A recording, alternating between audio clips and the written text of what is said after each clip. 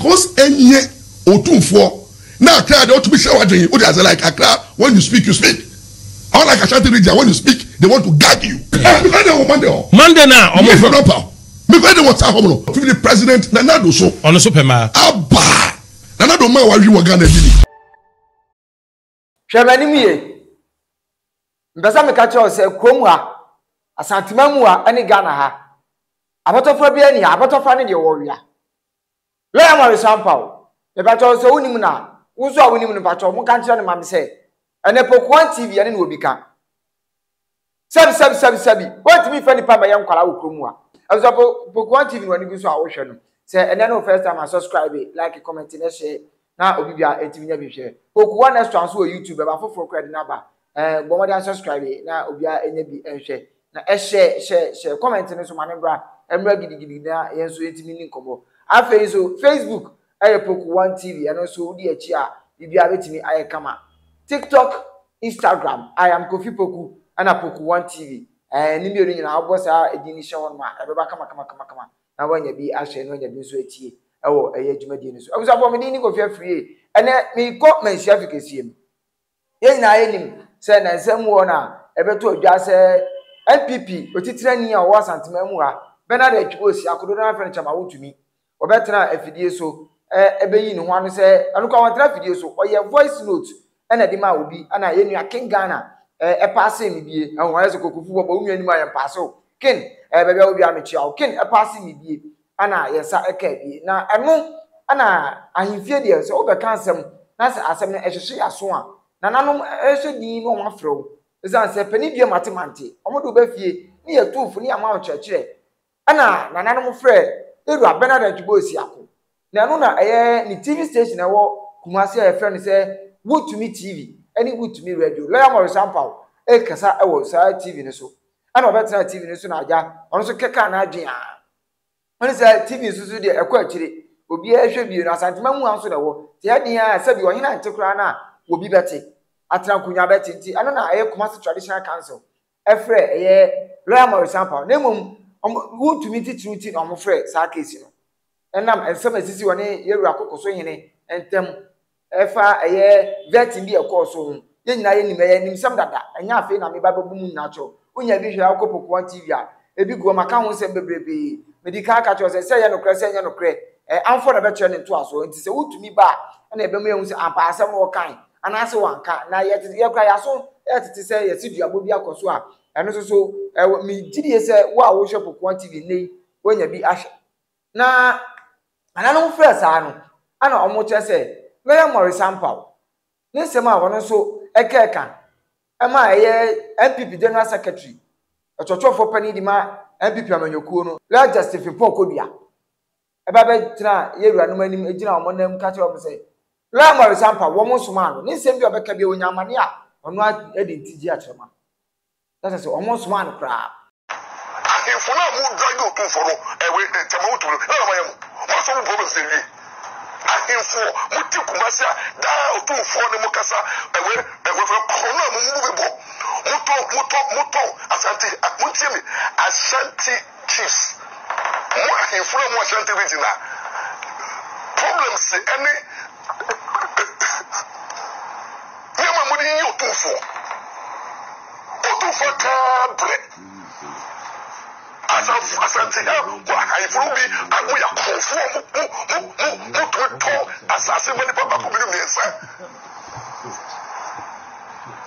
etiama fo sika eviama fo gas eviama fo yeremu nyama muti Asantehene ahemfo bi aye to galamse isem woni amudi wo Asantehene no mawie na ba fa chama Wutumi awaka chama Wutumi asam what that sense is that na anu ana lawyer Maurice Ampaw onim se Nananom afre no wonkoi omso mu hia ne dadwoada omra no mayi ni ho ano panisi efra wa himfia no wabusa wa no wabusa abema se wonka asem a ne ohuso sa abrobe na wei ana yefre no okotena Kasapa TV ana oni omudidi nkomo ana okakire presenter ne se sabi Nananom agu ahimfie se utie ne kasa yima minim se doctor fo aka che so wa adwumu hawa na busa na mi busa o mi minim ba mpese mbusa se o wadwe mu hawa na ko so timi fa ahemfie medi agro sabi se yewura tie ne na chi a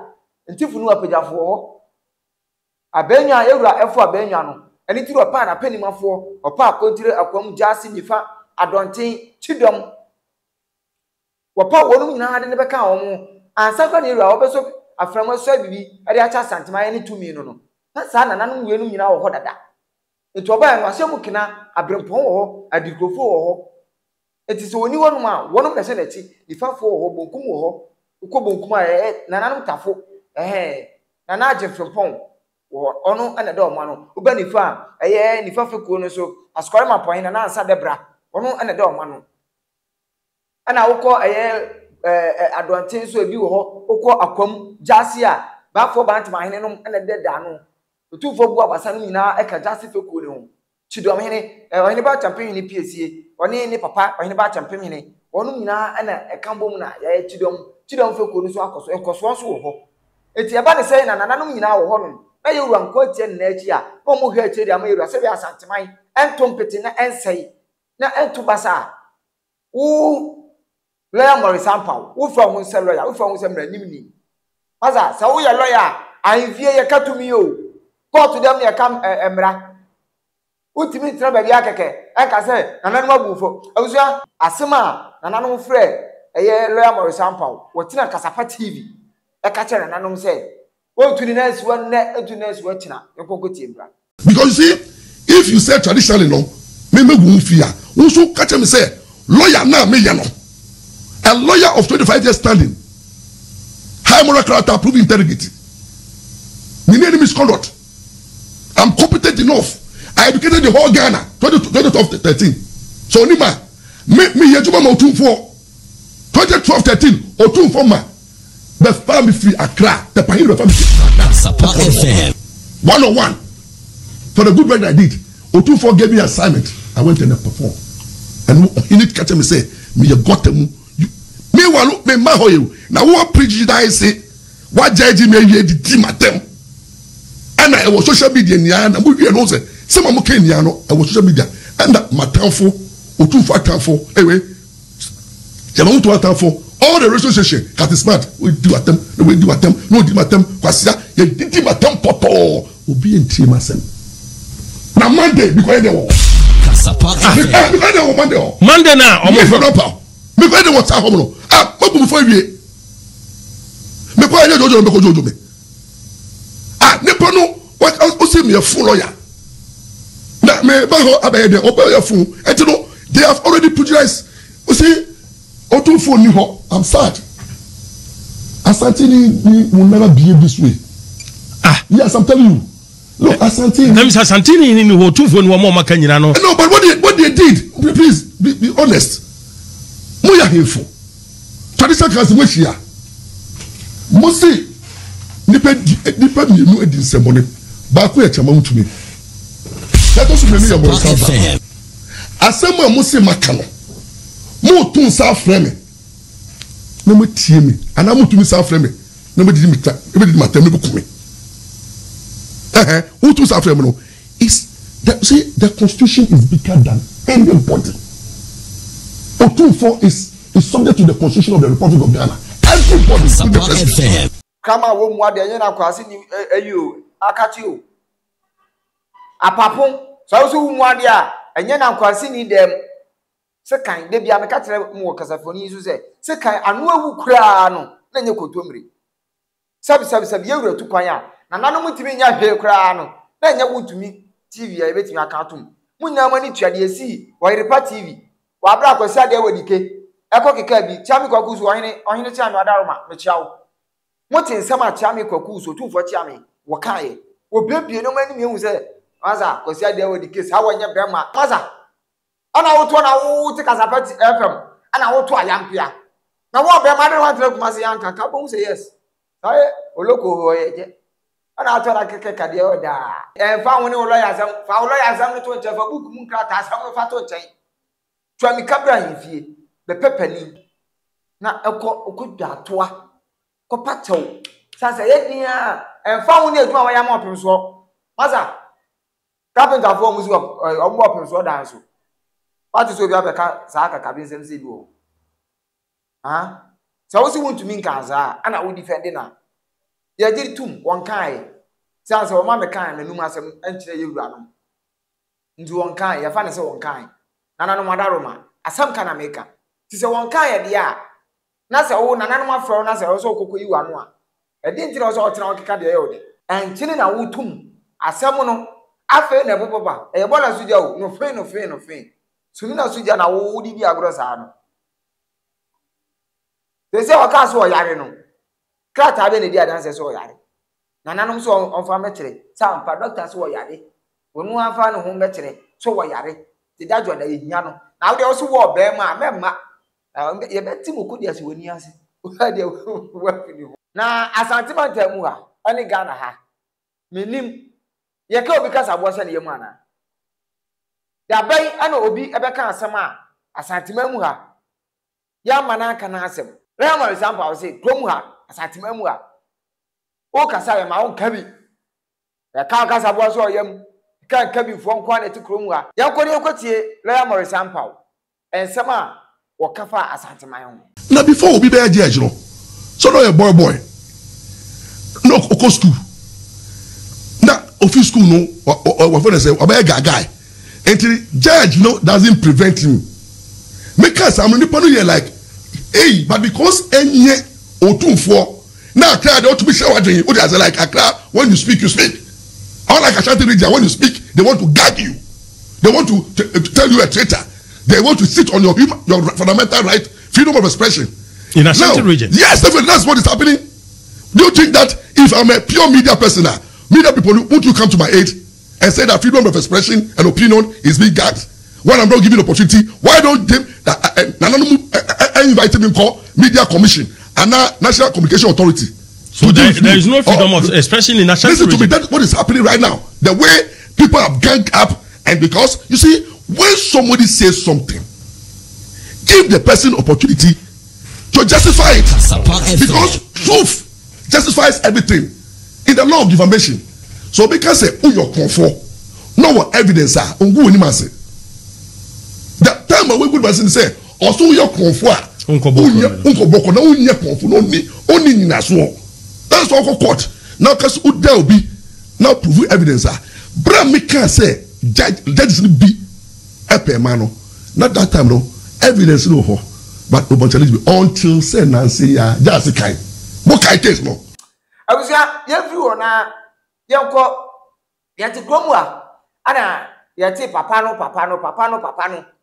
yade ni ana no kokodaye eja yakeke kabia ana kokodaye yada sori ya yati sewa broni ayahwanya papa ne John Dramani mama no ana twesi buache ana Mesbel sinitwani ana nyumtuni ana ene omoku no ho we say media wa bra lodina mahama kra na no yakofia koyefia mamre ni amane che say ono na nikuni John Dramani mama former president no kra no ono kra won kan hwe wote ho na sase ndam refam ana no so twam na edi se wa broni ba private jet ana wa for private jet ana wa twafoni na fahin kosia wa bra Mama Rebecca Akufuado.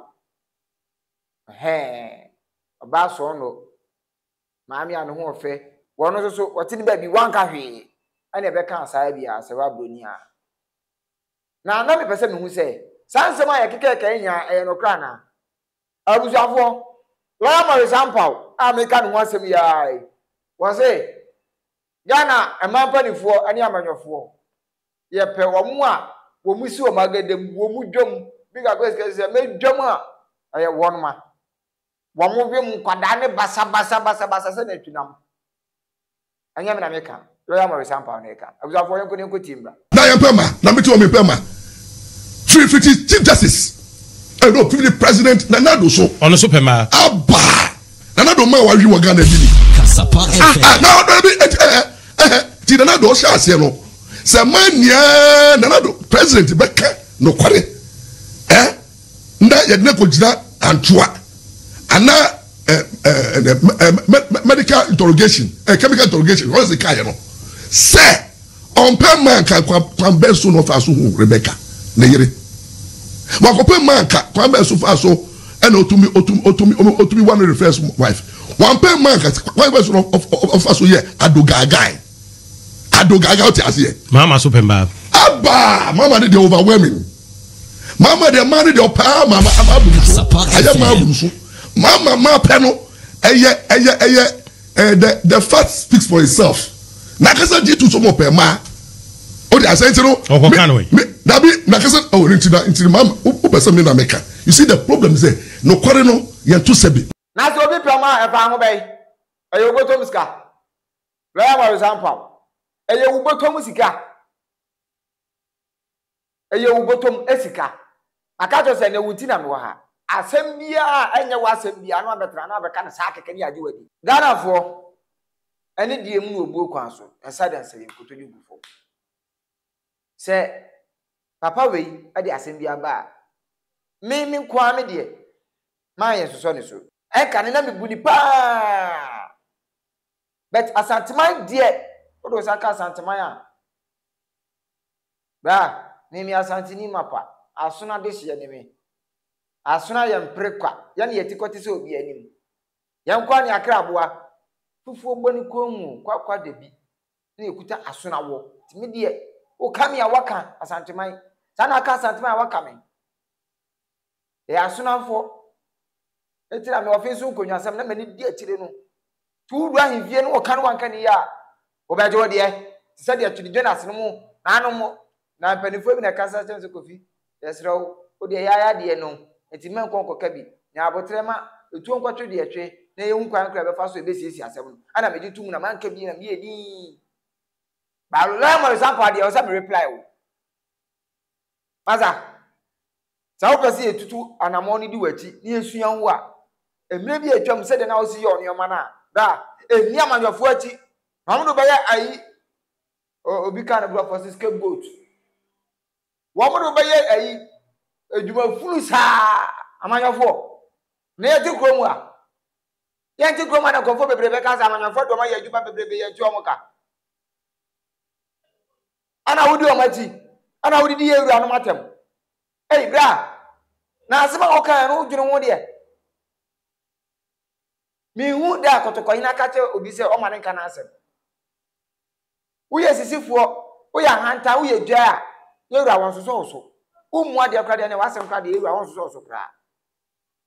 Na wo hene frɛ wo na wa ama. Wo hene frɛ wo na wa ama, wo hene frɛ wo na wa ama.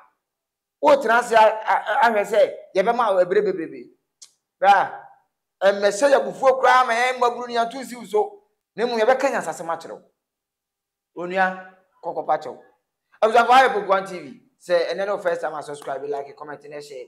And Juma no intimi enye kese. Wo hwese de mani ese emu no ya sembi ho ma abufu abote.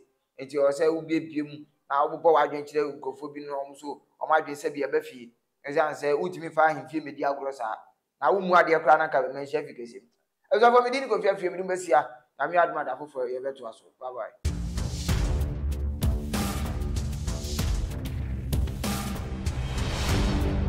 Poku TV.